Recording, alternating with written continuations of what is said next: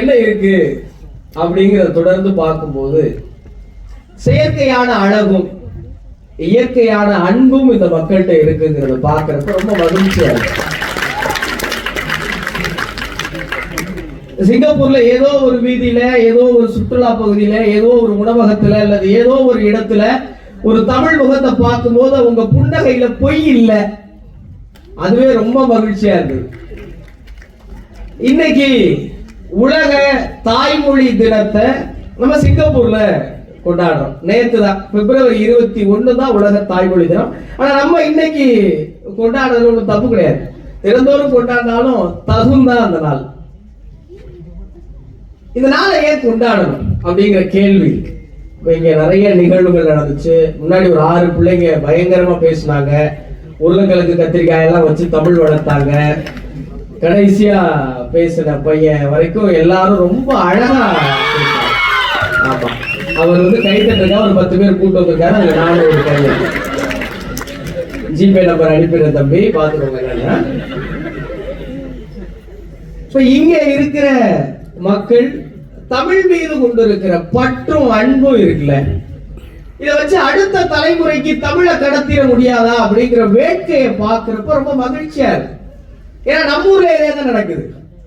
Singapore ஒரு வெளிநாடு. இந்த வெளிநாட்டுல இங்க இருக்கிற பல மொழிகளுக்கு மத்தியில எப்படி நம்ம மொழியை இந்த பிள்ளைகள்கிட்ட கொண்டு போய் சேர்த்துறது அப்படின்னு இந்த போன்ற அமைப்புகள் வச்சிருக்கவங்களுக்கும் பெற்றோர்களுக்கும் இருக்கிறது போல தமிழ்நாட்டில் இதே நிலைதான் இருக்கு. இன்னும் அந்த வெளிநாடுகளில் அப்படின்னு சொன்னாங்க இல்லையா, சிங்கப்பூர்ல இருந்து சொன்னதுனால இந்த வெளிநாட்டுல நான் இந்தியாவை தமிழ்நாடையும் கூட சேர்த்துக்கிறேன்.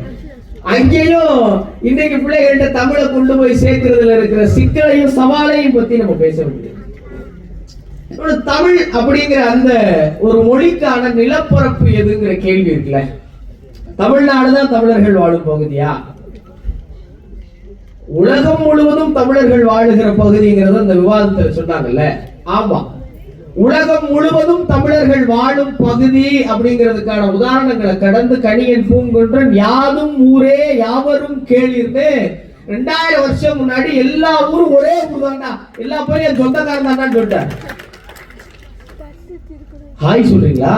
நான் மறுப்பு தெரிவிக்கிறேன். ஒரு பயந்துட்டேன். கணியன் பூங்குன்றன் தானே சொன்னாரு, வேற யாருமா? ஏமா பயமுறுத்துறீங்க? வேமா அங்க 2 பிள்ளைங்க எப்படிட்டாங்க? நான் கணியன் பூங்குன்றன் சொன்னதுக்கு இப்ப எத்தனை வருஷமா பேசிக்கிட்டு இருக்காங்க. மகிழ்ச்சி. எல்லாருக்கும் வணக்கம், எல்லாருக்கும் வணக்கம்.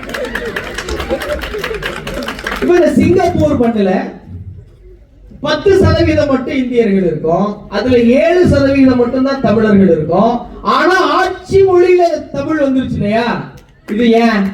இதுதான் கணியன் பூங்குன்றன் சொன்ன யாதும் ஊரே யாவரும் கேள்வி. லீ குவான் யூ அப்படிங்கிற ஒரு தலைவர் அவருடைய அந்த மரண நாள் இருக்குல்ல, ஒரு இயற்கை எதிர நாள் இருக்குல்ல, அந்த நாளுக்கு வருத்தம் தெரிவிச்சு எனக்கு ஞாபகம் இருக்கு, எங்க ஊர் கல்லல் பஸ் ஸ்டாண்ட்ல கட் அவுட் இருந்துச்சு. எங்க ஊர் கல்லல் பஸ் ஸ்டாண்ட்ல கட் அவுட் இருந்துச்சு. ஏன்?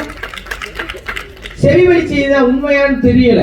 பிற மொழிக்காரங்க போய் ஏன் தமிழுக்கு இவ்வளவு முக்கியத்துவம் கொடுக்குறீங்க அப்படின்னு லீ குவான் யூ கேட்டப்ப, இந்த நாடு இன்னைக்கு நாடா இருக்கு, ஆனா காடா கடந்த போது கஷ்டப்பட்ட பள்ளியே தமிழர்கள் தான் அப்படின்னு அவர் சொன்னதா சொல்றாங்க. அப்ப அந்த தமிழர்களின் மொழிக்காக அவர் கொடுக்கிற முக்கியத்துவம் இருக்குல்ல, இது எங்க ஊர்ல இல்லைன்னு நினைக்கிறப்ப ரொம்ப வருத்தமா இருக்கு. இப்ப இப்படிப்பட்ட முக்கியத்துவத்தையும் இந்த மொழி படிக்கிறதுக்கு காசு கொடுக்குறாங்களா?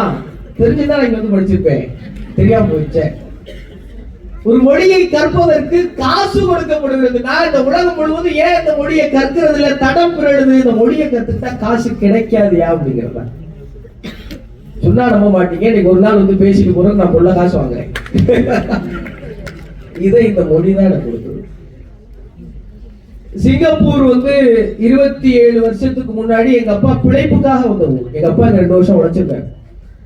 எங்க அப்பா ஒரு வேலை செய்யற இடத்துல இன்னும் அந்த போட்டோ ஒரு வெள்ளை கலர் டவுசர் போட்டிருப்பாரு. வேலை செய்யற இடத்துல ஒரு இடம் வச்சிருக்காராம்.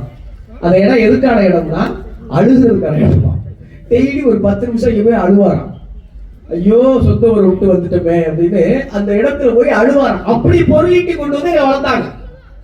ஆனா இன்னைக்கு அந்த மண்ணுல இவ்வளவு இன்முகங்களோட கவிதாமா பத்தி நான் சொல்லணும்.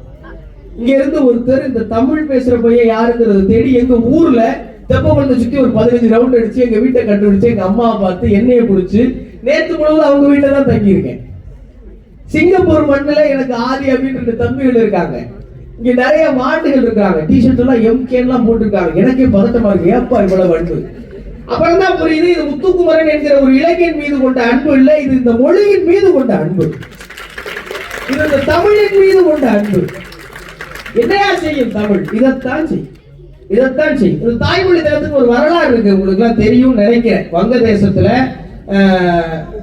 இந்தியா சுதந்திரம் பெற்ற பிறகு பாகிஸ்தானின் சில பகுதிகள் பிரிஞ்சிருக்கு. பாகிஸ்தான்ல வங்கதேசத்தின் வங்க மொழியை ஆட்சி மொழியா வைக்கல. அங்க இளைஞர்கள் சேர்ந்து புரட்சி செய்யறாங்க. 4 இளைஞர்கள் சுட்டு கொல்லப்படுறாங்க.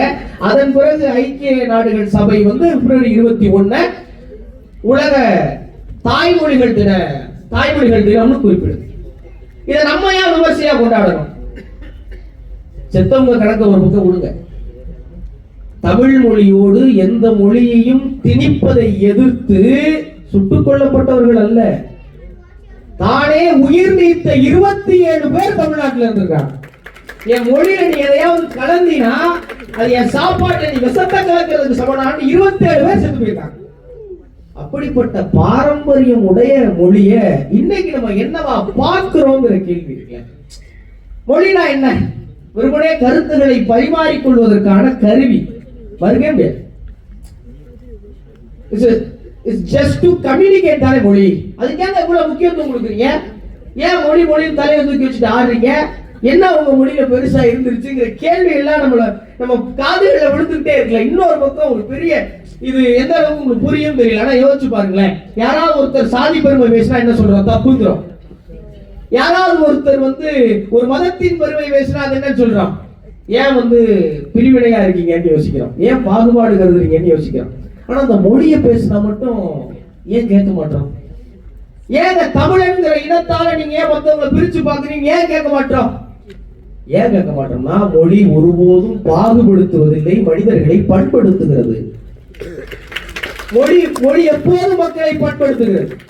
இந்தியாவுடைய ஃபாதர் ஆஃப் த நேஷன் நம்ம எல்லாம் சொல்ற காந்தி சத்திய சோதனைய இந்தியிலேயோ இங்கிலீஷ்லயோ எழுதல, அவருடைய தாய் மொழி குஜராத்தில் எழுதினார்.